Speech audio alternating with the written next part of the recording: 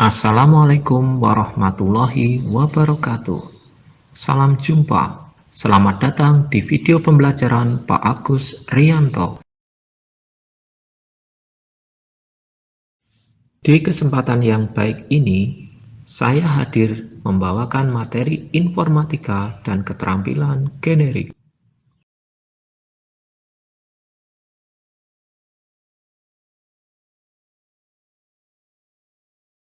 Berikut saya sampaikan capaian pendidikan atau CP. Memahami informatika dan keterampilan generik dalam kehidupan sehari-hari.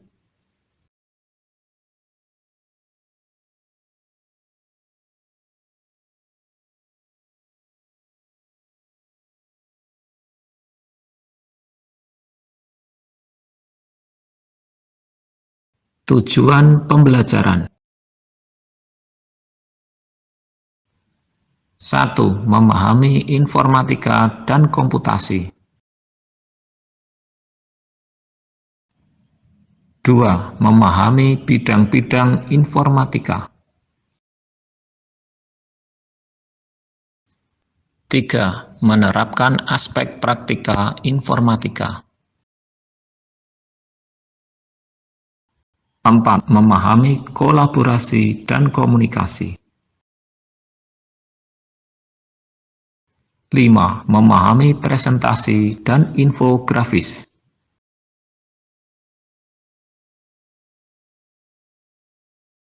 Peta konsep informatika dan keterampilan generik.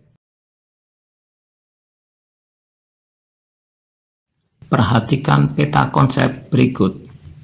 Di dalam informatika dan keterampilan generik dibagi menjadi dua pokok bahasan. Yang pertama, informatika kelas 10 dan keterampilan generik. Di dalam informatika kelas 10 ada 5 poin yang akan dibahas. Yang pertama, apa dan mengapa informatika. Yang kedua, apa yang dipelajari. Yang ketiga, informatika dan profil belajar Pancasila. Yang keempat, tanya jawab. Yang kelima, rencana kegiatan. Sedangkan di dalam keterampilan generik ada 2 poin yang akan dibahas. Yang pertama, kolaborasi. Yang kedua, komunikasi. Di dalam kolaborasi terdiri dari 2 hal yang akan dibahas. Yang pertama, pemanasan. Yang kedua, perencanaan kerja. Di dalam komunikasi ada 2 hal yang akan dibahas. Yang pertama, presentasi. Dan yang kedua, infografis.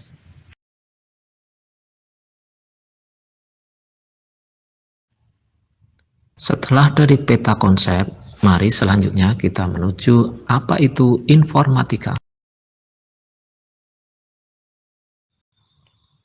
Informatika adalah bidang ilmu mengenai studi, perancangan, dan pembuatan sistem komputasi, serta prinsip-prinsip yang menjadi dasar perancangan tersebut.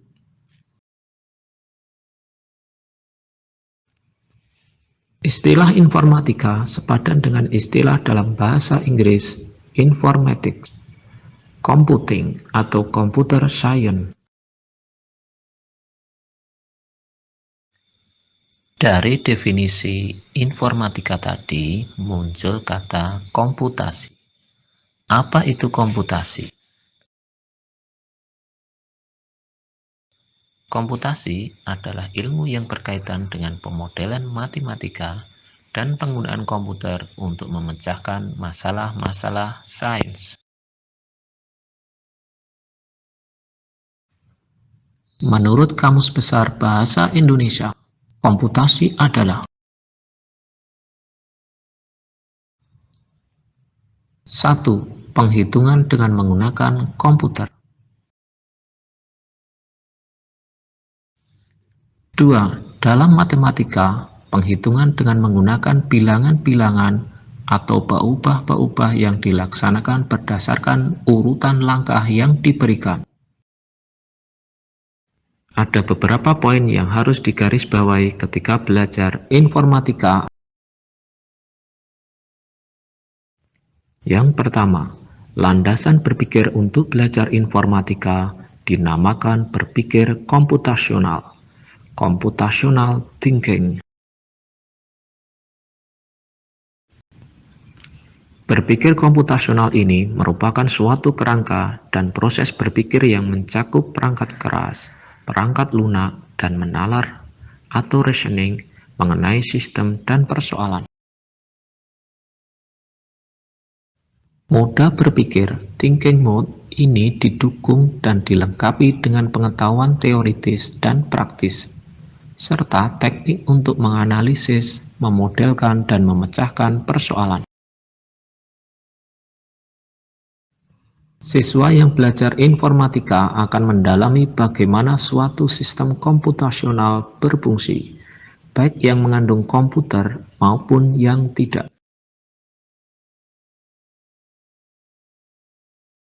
Informatika di era industri 4.0.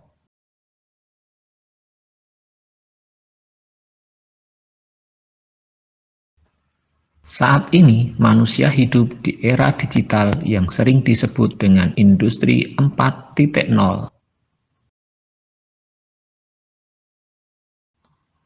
Dalam industri 4.0, banyak hal dilakukan oleh manusia dengan memanfaatkan mesin cerdas berbasis komputer dan internet. Masyarakat sekarang ini disebut dengan masyarakat 5.0 karena hidup di dunia fisik sekaligus di dunia cyber atau maya saat melakukan kegiatan daring. Siswa SMA perlu mempelajari teori-teori informatika dengan lebih mendalam, terutama tentang analisis data, pemrograman, dan dampak informatika dalam kehidupan dan pekerjaan. Dengan demikian, siswa SMA akan bisa menyiapkan diri untuk menghadapi masa depan yang pasti akan makin cepat kemajuan teknologinya dan membutuhkan komputer dan komputasi di bidang apapun.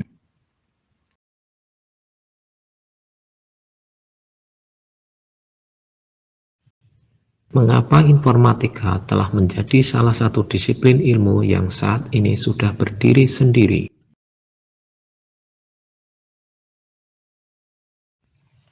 Informatika dapat dipandang sebagai sebuah cabang ilmu yang tersendiri karena membawa seseorang ke suatu cara berpikir yang unik, computational thinking, dan berbeda dari bidang ilmu yang lain. Ide-idenya tahan lama, 20 tahun lebih, dan masih terpakai sampai sekarang, dan prinsip-prinsip intinya dapat diajarkan tanpa bergantung pada teknologi tertentu.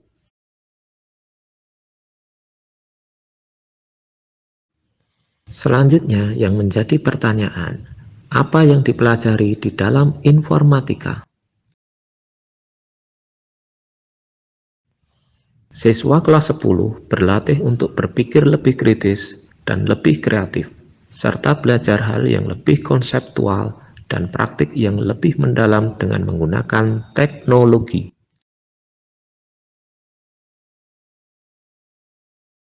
Gambaran umum materi pelajaran informatika bagi kelas 10.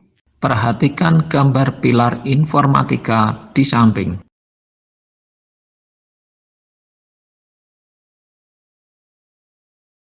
1. Berpikir komputasional. Siswa kelas 10 akan lebih fokus ke persoalan yang solusinya membutuhkan program komputer, sehingga perlu belajar tentang strategi penyelesaian persoalan yang tidak intuitif dan naif, tetapi yang didasarkan bagaimana komputasi akan dilakukan dengan lebih efisien dan optimal. 2. Teknologi Informasi dan Komunikasi atau TIK. Dalam bagian ini, siswa kelas 10 akan memahami integrasi antar aplikasi, memanfaatkan fitur aplikasi yang lebih lanjut dibanding fase sebelumnya, dan memanfaatkan fitur otomasi yang tersedia. 3. Sistem komputer. Siswa kelas 10 akan belajar mengenai perangkat keras komputer dan menengok lebih dalam serta lebih rinci ke dalam setiap komponen komputer dan sistem operasi. Siswa kelas 10 akan mempelajari lebih rinci bagaimana data dan program disimpan dalam memori dan bagaimana instruksi diproses. 4. Analisis data. Dalam bagian ini, siswa kelas 10 akan belajar tentang pengelolaan dan penyajian data bervolume lebih besar dan melakukan analisis yang lebih kompleks dari fase sebelumnya.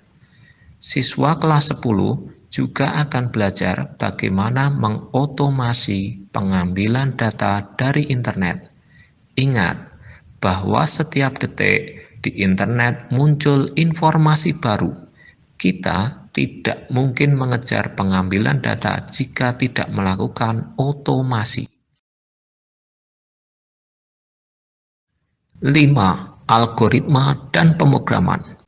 Siswa kelas 10 akan belajar membuat program dengan menggunakan bahasa pemrograman tekstual dengan menerapkan strategi berpikir komputasional yang dikembangkan pada materi berpikir komputasional. Peralihan dari program visual ke program tekstual membutuhkan abstraksi yang lebih tinggi dan lebih sulit, tetapi ini menantang.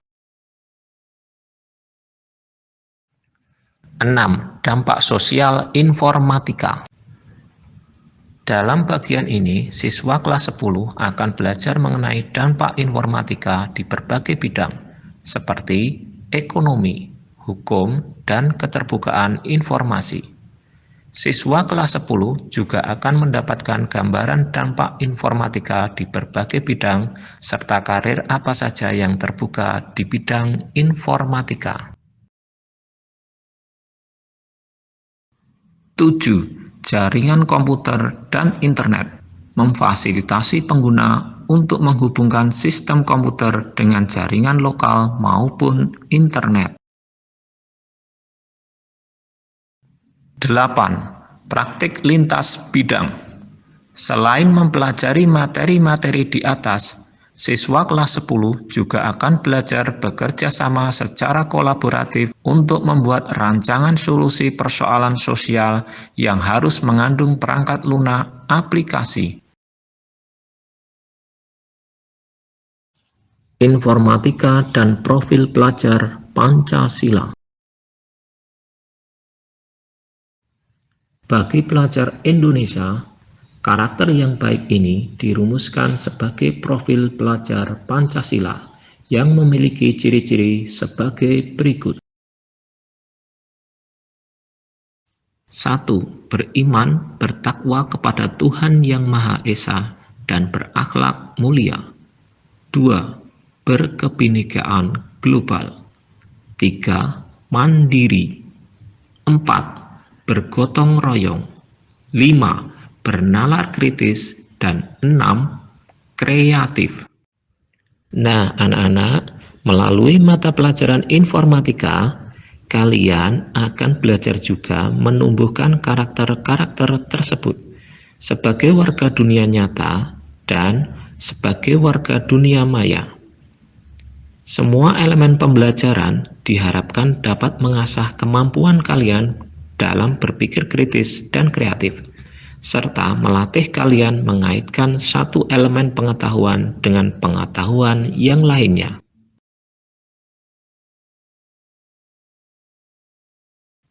Baiklah anak-anak, kita sampai di bagian tanya-jawab. Tentu saja ketika informatika ini hadir akan memunculkan pertanyaan-pertanyaan yang menarik. Di antaranya, 1.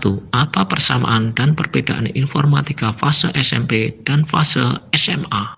Nah, ini mungkin termasuk kalian akan mempertanyakan pertanyaan ini. Elemen mata pelajaran informatika sama, tetapi pembahasannya akan lebih mendalam dan praktiknya lebih banyak menggunakan komputer dan perkakas yang sesuai bidang yang dipelajari. Proyek yang dikerjakan lebih luas cakupannya dan menuntut siswa menggali permasalahan lebih dalam dan merancang dan menghasilkan solusi yang efektif dan efisien. Pertanyaan yang kedua, problem solving. Jenis apa yang akan dilatih untuk diselesaikan pada fase SMA? Bagaimana? Ada yang tahu jawabannya? Jika dalam fase sebelumnya, persoalan lebih dikaitkan dengan persoalan sehari-hari, pada fase SMA, kita akan membahas kasus-kasus yang lebih bernuansa informatika. Artinya, yang solusinya lebih mengarah ke solusi yang terprogram, bisa dijalankan oleh komputer. Program komputer yang dibuat semasa fase SMP lebih sebagai program kreativitas, sedangkan program komputer yang dikembangkan di kelas 10 ini akan berupa program komputer yang akan berguna untuk mendukung memodelkan komputasi. Berikutnya pertanyaan nomor 3. Apakah informatika perlu untuk bidang sosial dan humanitas, sosum, dan seni? Jawaban dari pertanyaan ini tentu saja bidang sosial dan humanitas serta seni juga memerlukan komputer. Kalaupun siswa tidak akan memilih karir menjadi pengembang sistem komputasi, pengolahan data dalam suatu riset sosial akan membutuhkan perkakas pengolahan yang pasti membutuhkan informatika. Perkakas informatika ini disederhanakan antarmukanya sehingga pengguna bidang non-informatika hanya perlu memandang perkakas informatika sebagai black box. Artinya, pengguna bidang informatika tidak perlu tahu detailnya, tinggal memakai seperti banyak pemakai televisi atau kulkas, tanpa perlu mengerti rangkaian elektronik di dalamnya. Akan tetapi, memahami struktur dari perkakas dengan baik dan memahami logika pengembangannya akan membantu pengembangan perkakas. Sistem sosial banyak dimodelkan dan disimulasikan untuk mengaitkan masa lalu, masa kini, dan masa depan. Simulasi memungkinkan kita melakukan percobaan dengan mengubah parameter dan melakukan what if analysis atau bagaimana jika. Selanjutnya pertanyaan nomor 4. Apa hubungan informatika dengan matematika? Matematika adalah akar dari informatika, terutama untuk bidang logika dan matematika diskrit, statistika, dan analisa data. Informatika memadukan teori-teori matematika dan bidang lainnya dengan prinsip dan teori informatika untuk menghasilkan model komputasi yang dapat disimulasikan dengan komputer.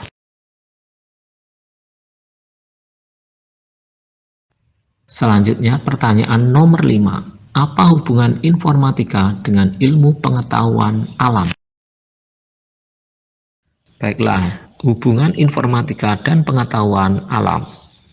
Informatika akan menjadi alat berpikir saat mengembangkan model-model komputasi untuk bidang kimia, biologi, fisika, atau lainnya. Kemajuan sains banyak dicapai dengan kemajuan bidang informatika. Sebaliknya, kebutuhan pemodelan dan komputasi sains juga menyebabkan teknik untuk pengolahan, analisis, dan interpretasi data bagi sains semakin baik. Pertanyaan nomor 6. Apa hubungan informatika dengan engineering atau rekayasa? Dalam proses rekayasa, insinyur-insinyur menentukan kebutuhan, melakukan analisis, perancangan, implementasi, dan pengujian produk atau artefak. Insinyur sipil akan menghasilkan berupa bangunan, gedung, jembatan, atau yang lainnya. Insinyur mesin menghasilkan mesin dan engine untuk berbagai alat, mulai dari engine pesawat, mobil, dan alat rumah tangga sederhana. Praktek lintas bidang informatika memberi kesempatan siswa untuk melakukan praktek proses rekayasa yang meliputi analisis, perancangan, implementasi, dan pengujian sebelum mengembangkan produk atau artefak komputasional. Pertanyaan nomor 7. Kegiatan apa saja yang akan dilakukan dalam pelajaran informatika? Apakah sama dengan SMP?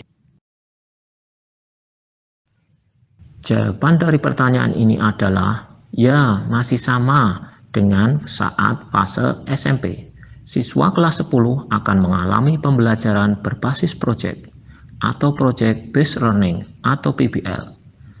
Pembelajaran berpusat pada siswa atau Student Centered Learning atau SCL, dan pembelajaran berbasis inquiry atau Inquiry Based Learning IBL. Dalam pembelajaran berbasis proyek, siswa secara berkelompok akan membuat karya atau proyek untuk menerapkan pengetahuan yang telah dipelajari. Dalam pembelajaran berbasis inquiry, siswa akan melakukan eksplorasi secara mandiri untuk suatu topik yang diberikan oleh guru untuk merumuskan pertanyaan-pertanyaan atau persoalan dari permasalahan yang ada. Dalam PBL dan IBL, siswa adalah aktor utama di kelas karena diberikan kepercayaan untuk belajar menjadi mandiri, menemukan ide, berpendapat, berkreasi, dan menyampaikannya kepada orang lain. Pembelajaran seperti inilah yang disebut sebagai pembelajaran yang berpusat pada siswa. Proses ini akan menumbuh kembangkan siswa menjadi ilmuwan yang berpikir kritis, kreatif, dan inovatif dalam mengajukan solusi-solusi. Pertanyaan selanjutnya, apa itu Big Data? Istilah Big Data akhir-akhir ini banyak dibicarakan oleh berbagai kalangan.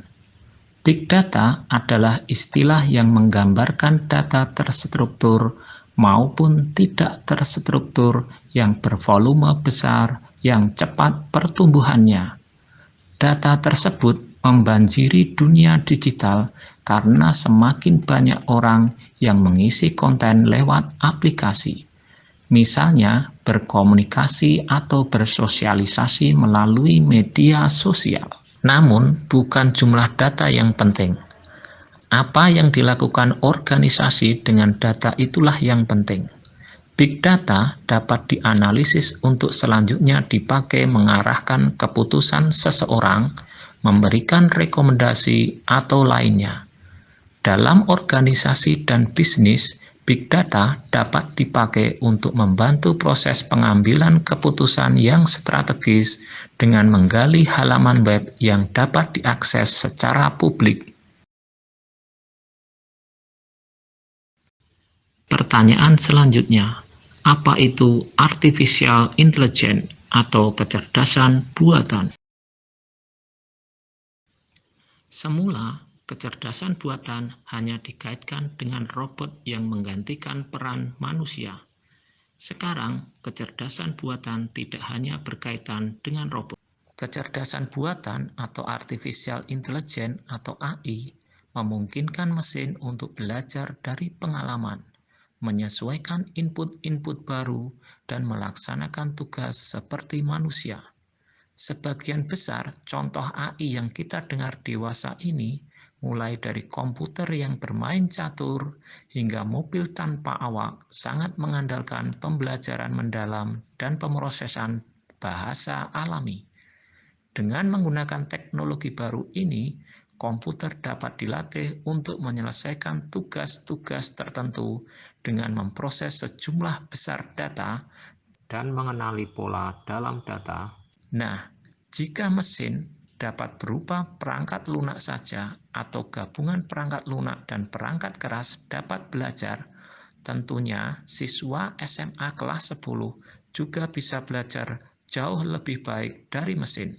Iya kan? Manusia harus lebih unggul dari mesin karena manusia menciptakan mesin. Pertanyaan selanjutnya, apa yang dimaksud dengan transformasi digital? Transformasi digital mengacu pada proses dan strategi menggunakan teknologi digital untuk mengubah praktik pekerjaan dan bahkan kehidupan sehari-hari menjadi digital, yaitu yang lebih banyak memakai sistem komputer. Hal ini semakin mungkin karena masyarakatnya juga semakin melek digital literate. Perangkat keras semakin canggih dan justru menjadi murah serta berkinerja tinggi, powerful. Perangkat lunak semakin mudah dioperasionalkan dan teknologi juga memungkinkan sistem beroperasi lebih efisien dan memberikan nilai manfaat bagi kehidupan.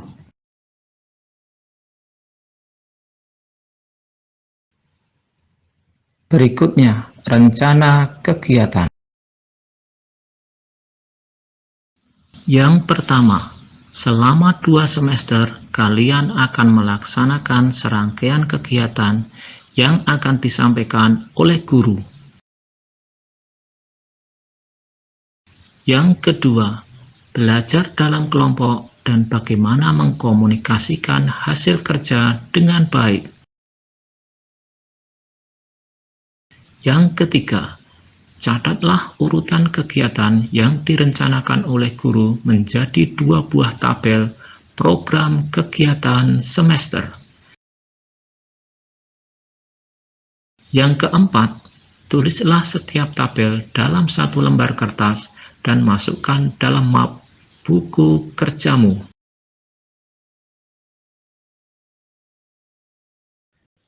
Keterampilan generik. Dalam konsep kurikulum informatika, dikenal adanya 7 aspek praktik lintas bidang, di mana 2 diantaranya bersifat umum dan akan dipraktekkan di mana-mana. Tentunya tidak semuanya harus dipraktekkan sekaligus pada satu aktivitas. 7 aspek praktika informatika itu adalah: 1. Membina dan menumbuhkan budaya kerja masyarakat digital dalam tim yang inklusif. 2. Berkolaborasi untuk melaksanakan tugas dengan tema komputasi.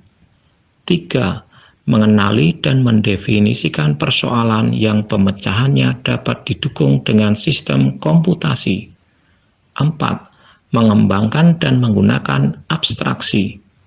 5. Mengembangkan artefak komputasi, misalnya membuat program sederhana untuk menunjang model komputasi yang dibutuhkan pelajaran lain. 6. Mengembangkan rencana pengujian, menguji dan mendokumentasikan hasil uji artefak komputasi. 7. Mengkomunikasikan suatu proses, fenomena, solusi TIK dengan mempresentasikan, memvisualisasikan, dan memperhatikan hak kekayaan intelektual. Bekerja dalam kelompok untuk mengerjakan proyek informatika mencakup hampir semua aspek tersebut, dan hasil kerja kelompok akan dipaparkan baik lisan, menjadi bahan presentasi, atau poster atau karya lainnya.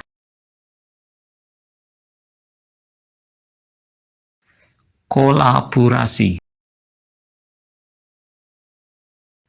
Kolaborasi adalah proses 2 orang atau lebih yang bekerja sama untuk menyelesaikan tugas atau mencapai tujuan. Kolaborasi membutuhkan kepemimpinan, pembagian tugas, dan peran yang adil. Kolaborasi yang baik akan terjadi jika komunikasi antar anggota kelompok terjalin dengan baik. Pada aktivitas ini, tugas diberikan untuk dikerjakan dengan kolaborasi dalam tim agar kalian dapat berdiskusi dan mengerjakan suatu tugas yang lebih besar dibanding hanya mengerjakan seorang diri. Jumlah anggota kelompok akan ditentukan oleh guru sesuai dengan tugas yang diberikan. Makin besar tugasnya, biasanya makin banyak anggota kelompoknya. Secara umum, tujuan kerja kelompok adalah agar kalian menghasilkan alternatif solusi dari berbagai sudut pandang, menentukan solusi yang diimplementasikan secara demokratis, menyelesaikan tugas dengan lebih cepat, dan memupuk semangat gotong royong. Pemanasan, berbagi tugas dan peran.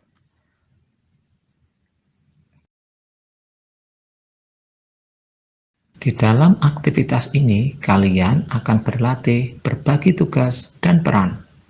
Nama aktivitas ini adalah GSK1001U, berbagi tugas dan peran dalam kelompok. Aktivitas pemanasan ini dilakukan untuk memulai belajar bekerja dalam kelompok. Perencanaan kegiatan. Di dalam aktivitas ini, kalian akan berlatih perencanaan kegiatan. Nama aktivitas ini disebut dengan GSK1002U, perencanaan kegiatan. Latihan ini dilakukan sebelum melakukan aktivitas kelompok apapun. Berikutnya, komunikasi.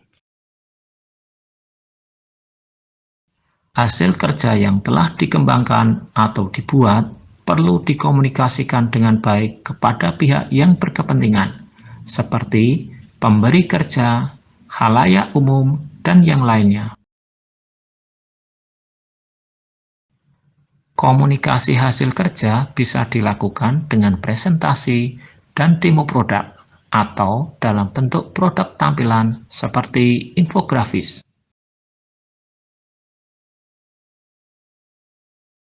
Infografis.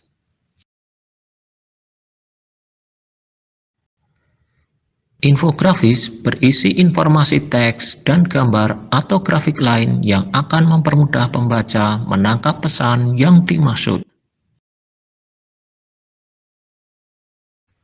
Ilustrasi visual lebih mudah untuk ditangkap maknanya dan diinterpretasi ketimbang hanya tekstual. Seringkali infografis dalam satu lembar akan lebih bermakna dan menunjukkan hal penting, disebut abstraksi, dari apa yang kalian kerjakan. Dapat dikatakan bahwa sebuah gambar mengandung 1000 makna.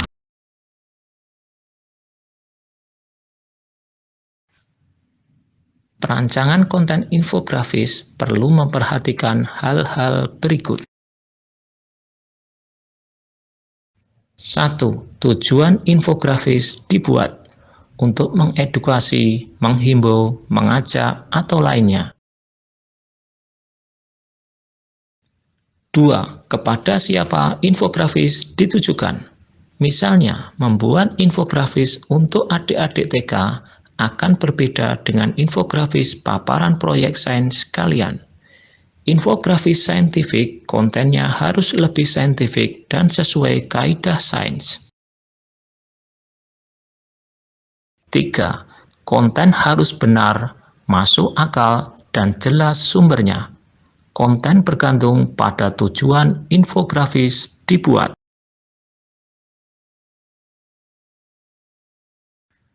Dari segi tampilan, kalian perlu memperhatikan hal-hal berikut saat membuat infografis.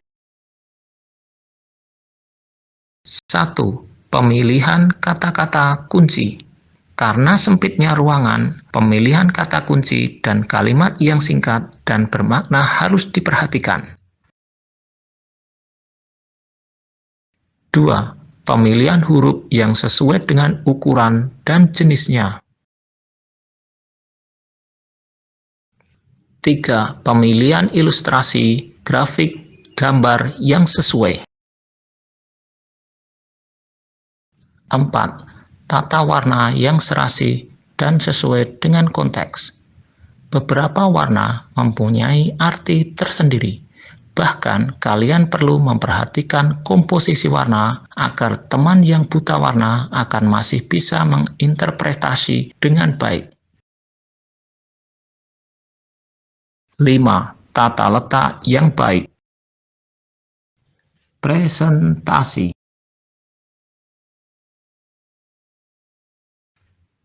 Presentasi adalah laporan tertulis atau sebuah artefak komputasional, yaitu produk yang akan kalian hasilkan dalam aktivitas praktek informatika perlu dijelaskan secara lisan agar dapat lebih mudah dipahami. Untuk itu, sebelum presentasi, kalian harus menyiapkan garis besar atau outline, informasi lisan yang akan disampaikan dalam bentuk tertulis. Kriteria dari sebuah bahan presentasi yang baik ditentukan oleh konten dan tampilannya. Sebuah bahan presentasi yang baik ialah gabungan antara penjelasan murni tekstual dan gambar atau grafik jika dipandang per halaman presentasinya. Biasanya, bahan presentasi disampaikan dalam ringkasan butir-butir penting dari paparan. Oleh sebab itu, perkakas pembuatnya disebut PowerPoint.